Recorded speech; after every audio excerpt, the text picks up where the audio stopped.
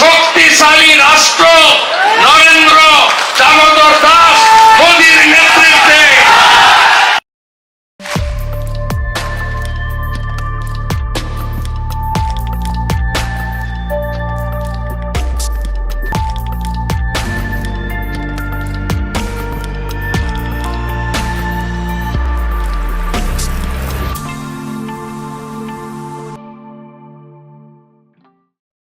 মির্জা ফখরুল কইছে না পশ্চিমা শক্তি বিএনপি ক্ষমতা দেখতে চায়, মনে আছে না? আবার শোনেন। বিএনপিকে দেখতে চায় এখন আন্তর্জাতিক বিশ্ব এবং বাংলাদেশের মানুষ।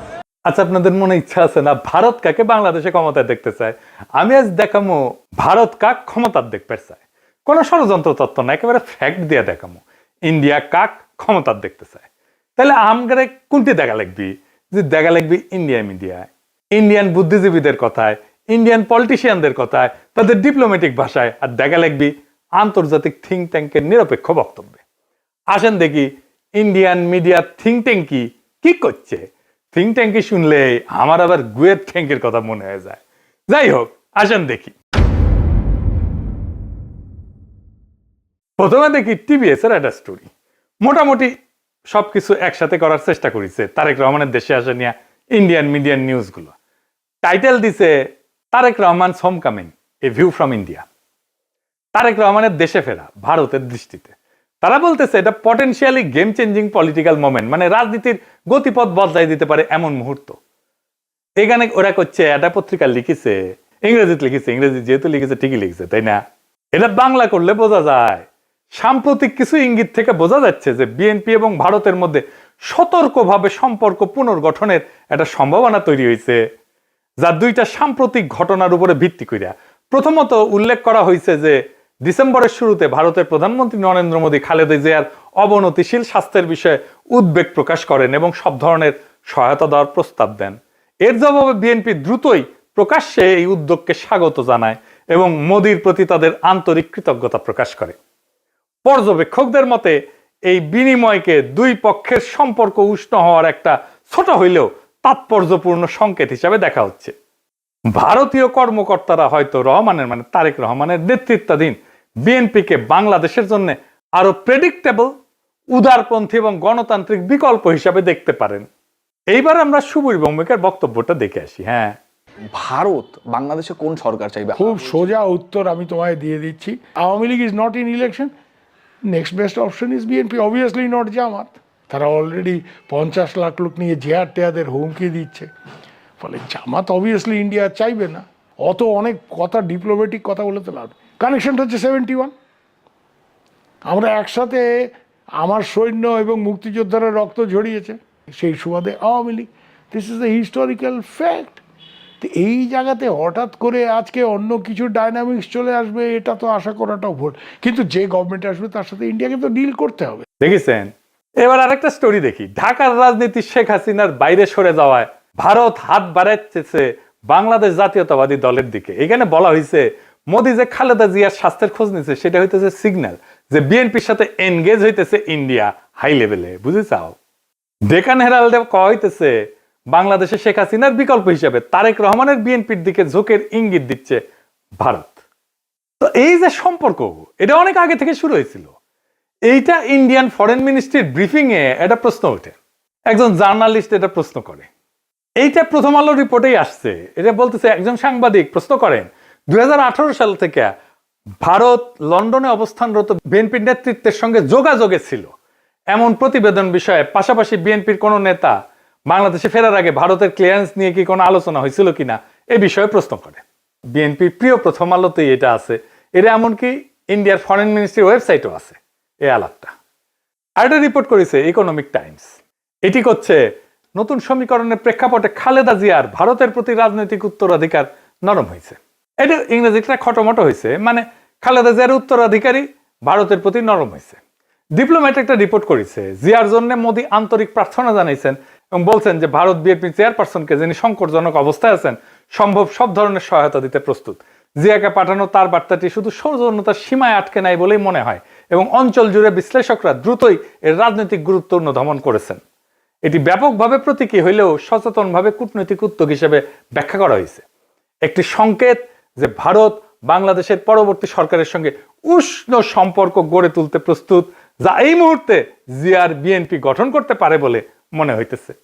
দা উইক বলছে, কেন তারেক রহমানের ফেরা ইন্ডিয়ার জন্য খুশির খবর, তারাই লিখেছে।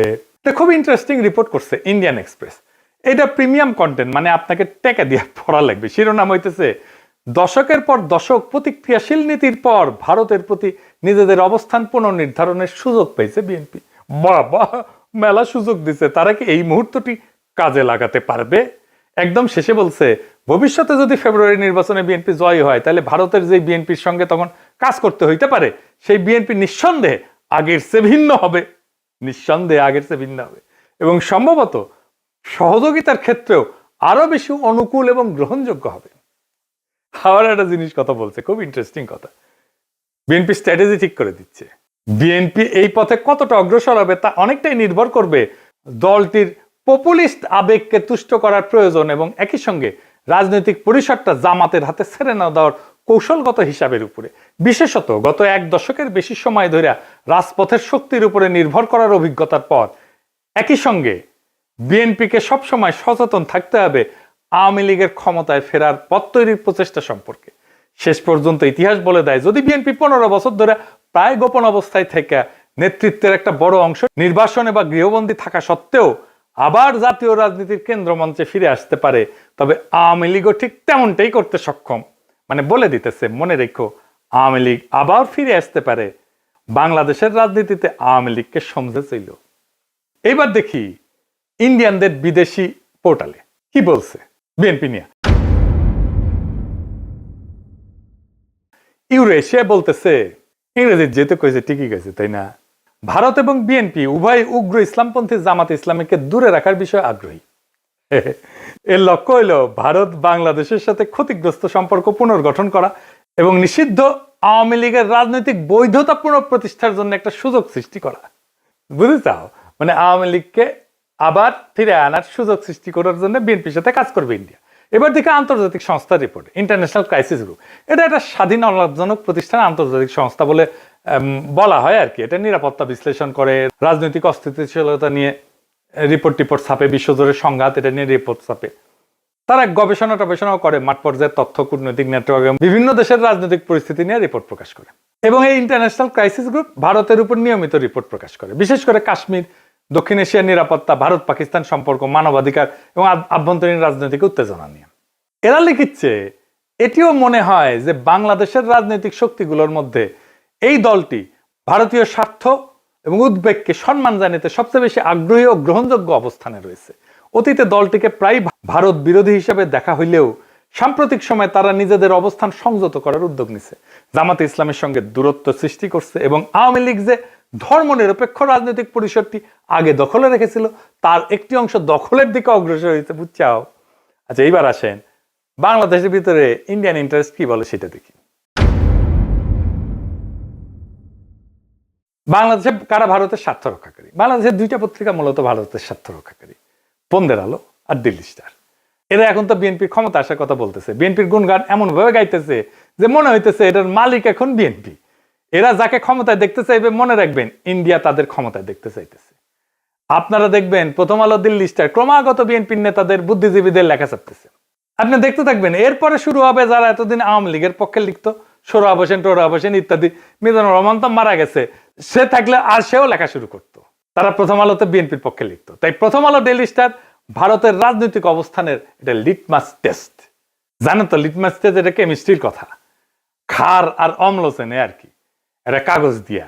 তাহলে এখন মনে হইতেছে প্রথম আলো, দিল্লি স্টার বাংলাদেশে থাকাই উচিত। এত সহজে ইন্ডিয়ার অন্দর মহলের খবর আমরা কিভাবে পাবো? ওদের কাছ থেকে যেটা পাবো সেটাই বুঝে নেবো এটা ইন্ডিয়ান খবর। আপনি দেখেন 2025 নিয়ে একটা ছবি আঁকছে প্রথম আলো। এর মধ্যে প্রথম আলো, ডেইলি স্টারে আগুন নিয়ে তো কান্নাকাটি আছে, কিন্তু সবচেয়ে উজ্জ্বল ছবিটা তারেক রহমানের। উনি ভার্চুয়াল থেকে রিয়াল হইতেছেন আর যাইতেছেন উড়িয়া ভোটের বাক্সের দিকে। পিছে তারেক রহমানের বিড়ালের ছবিও আছে। প্রফেসর ইউনূসের পাশে গরিলা দুর্মুষ পেটা করিচ্ছে, কিন্তু হাসিনার ছবিটা দাদির মতো নির্মল, কত ভালো মানুষ। এই যে প্রথম আলো, ডেইলি স্টার, এইটা যে আওয়ামী বাকশালী ইন্ডিয়ান অ্যাসেট, কোনো সন্দেহ আছে এখন? এর মধ্যে খালেদা জিয়ার প্রতি সম্মান জানাইতে ঢাকা এসেছিলেন ইন্ডিয়ার পররাষ্ট্রমন্ত্রী জয়শঙ্কর। সে অন্তর্বর্তীকালীন সরকার এবং বিএনপির কয়েকজন শীর্ষ ব্যক্তির সাথে কথা বলছেন। কি ছিল তার চাওয়া? 1 নাম্বার, দুই দেশের সম্পর্কের মধ্যে যে উত্তেজনা সৃষ্টি হয়েছে তা হ্রাস করতে হবে। 2 নাম্বার, আসন্ন জাতীয় সংসদ নির্বাচনে আওয়ামী লীগকে অংশগ্রহণের সুযোগ দিতে হবে। কি আবদার! 3 নাম্বার, আওয়ামী লীগকে নির্বাচনে অংশগ্রহণের সুযোগ দেওয়ার জন্য প্রয়োজনে 12ই ফেব্রুয়ারি নির্ধারিত জাতীয় নির্বাচনের তারিখ পিছাইতে হবে। এইটা প্রফেসর ইউনূস সরকারকে বলে গেছে। তারেক রহমানকে কি বলছে আমি জানি না, তবে অনুমান করি একই বার্তা দিছে। এই বার্তা কার জন্য? এই বার্তা অন্তর্বর্তী সরকারের জন্য এবং তাদের চোখে যারা ভবিষ্যৎ ক্ষমতা তাদের জন্য, তাদের সাথেই কথা বলছে। এখন একটা জিনিস পরিষ্কার করে বলা দরকার, বিএনপি এখানে কোনো চুজেন ফোর্স না ইন্ডিয়ার জন্য। তাকে যে পছন্দ করা হইতেছে তা কিন্তু না। বিএনপি এখানে কম্প্রোমাইজড অ্যাক্টর। তার মানে এমন একটা শক্তিতে সে রূপান্তরিত হয়েছে যারা আসলে ভারতের সাথে একটা কম্প্রোমাইজ করছে। ভারত বিএনপিকে চায় কারণ বিএনপি আদর্শিকভাবে শক্ত না, কাঠামোগতভাবে দুর্বল। যেই দল 15 বছর টিকে ছিল নির্বাসনে, মামলা হামলা গ্রেপ্তার গুনখুনে, আন্তর্জাতিক সহানুভূতিতে, আমাদের মতো ইন্ডিভিজুয়াল অ্যাক্টিভিস্টদের মরাল সাপোর্টে এবং অ্যাক্টিভিটিতে, সে দল জানে ক্ষমতায় ফেরার জন্য কোথায় নতি স্বীকার করতে হবে। সে তারেক রহমান জানে তার বাবাকে হত্যা করছে ভারত, সে জানে তার মাকে ক্ষমতাচ্যুত করছে ভারত, সে জানে তার নির্যাতনও করছে ভারত, মাজা ভেঙে দিছে ভারত, তার মাকে জেলে দিছে, ইন্ডিয়া তিলে তিলে তাকে মৃত্যুর দিকে ঠেলে দিছে। আর এটাও সে জানে সে না পারছে এটা ঠেকাইতে, না পারছে নিজেকে রক্ষা করতে। তাই এই কম্প্রোমাইজ তার শক্তি না, এটাই তার দর কষাকষির পুঁজি। দিল্লির চোখে বিএনপি মানে এমন একটা দল যাকে ম্যানেজ করা যায়, নেগোশিয়েট করা যায় যার সাথে, এবং প্রয়োজনে তাকে বদলায় ফেলা যায়। এবং বিএনপিকে ইন্ডিয়া আস্তে আস্তে বদলায় ফেলতেছে, তারে আর একটা আওয়ামী লীগ বানায় ফেলতেছে। আজ ইন্ডিয়ার বিএনপিকে দরকার, কারণ জামাত অতিরিক্ত শক্তিশালী হয়ে গেছে। কাল আওয়ামী লীগ ফিরে আসলে বিএনপি অপ্রয়োজনীয় হয়ে যাবে, কারণ ইন্ডিয়ার কাছে বাংলাদেশে কেউই অপরিহার্য না, এখানে সবাই রিপ্লেসেবল। আওয়ামী লীগ চলে গেছে, এখন ধরেছে বিএনপিকে, বিএনপি চলে যাবে আর একজনকে ধরবে। তাহলে প্রশ্নটা ভারত কাকে ক্ষমতা চায় এটা না, আসল প্রশ্ন হচ্ছে বাংলাদেশ কি আবারও একটা কম্প্রোমাইজড অ্যাক্টরকে নিজেদের ভবিষ্যৎকে লিখতে দিবে, নাকি এইবার এমন একটা রাষ্ট্র বানাইতে চাইবে যাকে ক্ষমতায় রাখতে কারো দরকার পড়ে না। ইন্ডিয়ার দরকার পড়ে না, আমেরিকার দরকার পড়ে না, চীনেরও দরকার পড়ে না, যে নিজের শক্তিতে জনতার শক্তিতে ক্ষমতায় থাকতে পারে। যতদিন এই প্রশ্নের উত্তর না আসবে বাংলাদেশের সরকার বদলাবে কিন্তু রাষ্ট্র বদলাবে না, রাষ্ট্র একই রকম থাকবে। সেজন্যই দেখছেন না সংস্কার করতে চায় না বিএনপি, কারণ কম্প্রোমাইজড অ্যাক্টর দিয়ে কখনোই একটা সার্বভৌম রাষ্ট্র তৈরি হয় না, করা যায় না। ভারত কাকে চায় এটা গুরুত্বপূর্ণ না, প্রশ্ন হইতেছে ভারত যাকে চায় না সে কি টিকে থাকতে পারে কিনা। আমাদের এমন রাষ্ট্র করতে হবে, আমাদের এমন নেতা বাইছে নিতে হবে ইন্ডিয়া যাকে চায় না কিন্তু সে টিকে থাকতে পারে। ইতিহাস একটাই জিনিস দেখাইছে, দিল্লি যাকে ম্যানেজ করতে পারে সে সরকার দেশ চালায় না, সে শুধু সময় পার করে, সে শুধু সম্পদ পাচার করে, সে জনগণকে কেয়ারও করে না, জনগণের ভোটেরও দরকার পড়ে না। আজ দিল্লি যদি বিএনপির দিকে তাকায় তাহলে সেটা ভালোবাসা না, সেটা দিল্লির প্রয়োজনই। কাল প্রয়োজন বদলাইলে ইন্ডিয়ান ন্যারেটিভ বদলাবে, ইন্ডিয়ার পার্টনার বদলাবে, ইন্ডিয়ার ভালোবাসাও বদলাবে, মানুষ বদলাবে না। তাই আজকে সিদ্ধান্ত বিএনপির না, আওয়ামী লীগের না, ইন্ডিয়ার না, আজকে সিদ্ধান্ত বাংলাদেশের। আপনি কি এমন একটা রাষ্ট্র চান যে এইখানে সরকার ঢাকায় কিন্তু সেই সরকারের সার্ভাইভাল দিল্লিতে, নাকি এমন একটা রাষ্ট্র চান যাতে টিকায় রাখতে কারো প্রয়োজন পড়ে না সাহায্যের? এই প্রশ্নের উত্তর না পাওয়া পর্যন্ত বাংলাদেশে কোনো পরিবর্তন হবে না, শুধু ম্যানেজমেন্ট বদলাবে। আগামী নির্বাচন এই ম্যানেজমেন্ট বদলানোর নির্বাচন না, এটা আসল পরিবর্তনের নির্বাচন, ইন্ডিয়ার বলয় থেকে বাইর হওয়ার নির্বাচন। সেই নির্বাচনে বিজয়ের লক্ষ্যে আগান। আমাদের বর্ষা বিপ্লবের অসমাপ্ত কর্তব্য সম্পাদন করতে হবে এবং আমরা এমন কাউকে ক্ষমতায় বসাবো না যাদেরকে ইন্ডিয়া পছন্দ করে, যাদেরকে প্রথম আলো পছন্দ করে, যাদেরকে দিল্লি স্টার পছন্দ করে।